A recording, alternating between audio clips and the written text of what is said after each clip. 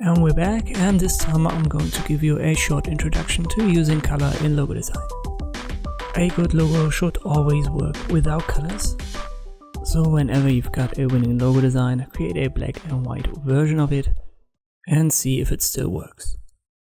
In general, I always deliver black and white versions to my clients, and I do it in a black as primary color and also with a white primary color on a black background.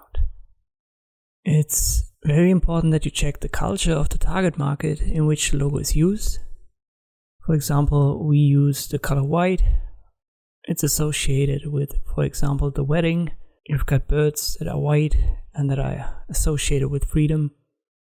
So white is generally a positive color in our culture, but as far as I know, in Chinese culture, it's associated with sadness and much more negative emotions. And you want to check that for every color that you use. Obviously, it's important to know from a client where the logo is used and what the target market looks like. You should never forget the background when you pick a color for your logo. For example, here, red on white, that works without any problems. But what is when the background is another red tone? You see that the contrast is too low, and this is something that you have to watch out for. So make sure to check that for your logo designs. In general, the colors are associated in our Western culture with different emotions. Red, for example, is associated positively with activity, joy, and even challenge. A lot of sports teams are using that color. Orange, that's not often used in sports, but it's very often used in markets that try to sell something to children. So it's typically associated with happiness, playfulness, and with fruits. Yellow, it is definitely fresh. Everyone thinks about citrus fruits. It's also energetic and has a little bit of a freedom feeling to it. For example, it's often used by companies that are somehow in the energy market. Green, that's obvious, it is typically associated with nature, with trees and the grass.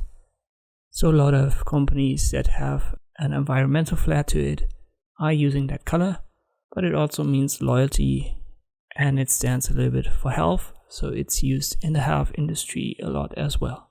When we go to purple, we've got all luxury products associated with it, and also religious logos use often a purple to bluish color, and in general blue and red are the colors that are most often used in logo design.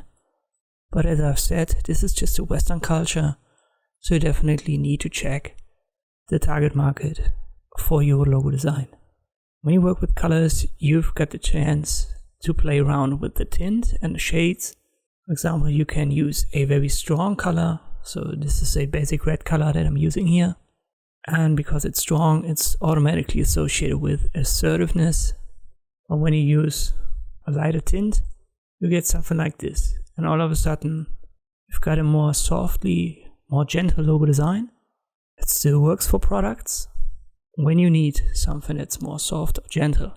For example, think about cosmetics and makeup. You can obviously use a partially colored logo design to amplify a certain element in your logo. For example, here we've got my logo as a word mark, and we can amplify the division between the two words my and logo by using this partially colored effect. When I do it for clients, I always reverse it. So in this case, the my is red, and below it the logo is red. I always do that to give my clients two different versions of the logo design, but I make clear which of the one is the primary to use. Something that you shouldn't forget is that size and distance. They determine the color range that you can use. For example, if you want to use a color that's more soft, that has a lighter tint, you need to keep in mind that you couldn't use that so well if the distance from the viewer to the logo is very huge. So if you use that color on a billboard, it might cause some issues, but when you are sure that the customer will have the product and thus the logo directly in front of his eyes, it's fine to use these lighter tints. And this is everything I wanted to talk about when it comes to the introduction to using color in logo design. I hope this video was helpful. Thank you for watching, and I'll see you next time.